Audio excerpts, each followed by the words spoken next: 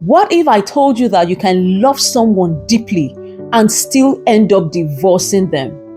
You might not believe me, right? Well, research shows that 25% of divorced people are still in love with the spouse they separated from. And even years after the divorce, they still miss them. So if love didn't die, what happened? Well, that is the conversation we are going to be having today. And the insight that we are going to share today is going to change your mindset about how you view marriage. By the way, if this is the first time of seeing me, I am Kelechi. I am an emotional relationship coach. So follow along and let's dive in.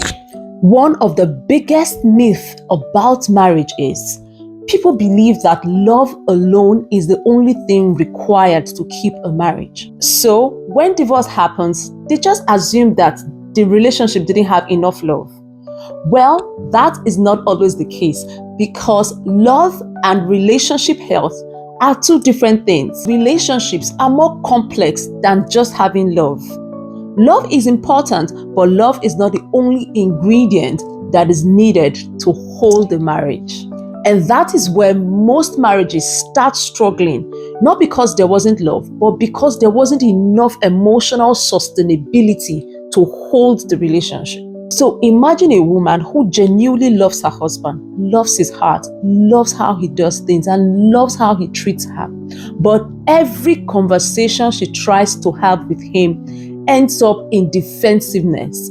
Her emotions get dismissed. She ends up walking on eggshells. She loses her emotional freedom to express how she feels because she's afraid of conflict. Or imagine a husband who is in love with his wife, but his relationship is filled with criticism. The wife doesn't see him. The wife is less appreciative of his effort. She keeps comparing him to others. Now, love in that relationship cannot take away the emotional insecurity that is gradually building up, because the man would not feel safe, emotionally safe in the relationship. Now, this is what people hardly talk about. Love can exist without emotional safety. It can exist without compatibility. It can exist without healthy communication. And these are very important when it comes to the health of a relationship. Marriage is a system, and systems survive on more than feelings.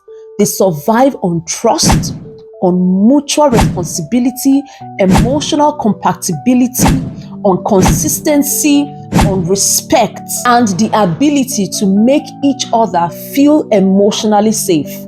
Now, when these are not in place, love begins to carry so much pressure it wasn't made to carry. And along the line, gets tired.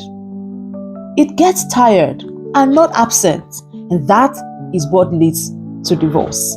And this is one of the reasons why people stay in painful relationships, because the love is still there, but the emotional compatibility and safety is missing. But love is not always the question. The real question is, can this relationship support emotional well-being? Can conflict be repaired? Can trust be restored? Can safety be restored? Because staying married is not simply about loving each other. It's about whether the relationship itself is functioning. Now, let me make this clear. This conversation is not about encouraging divorce.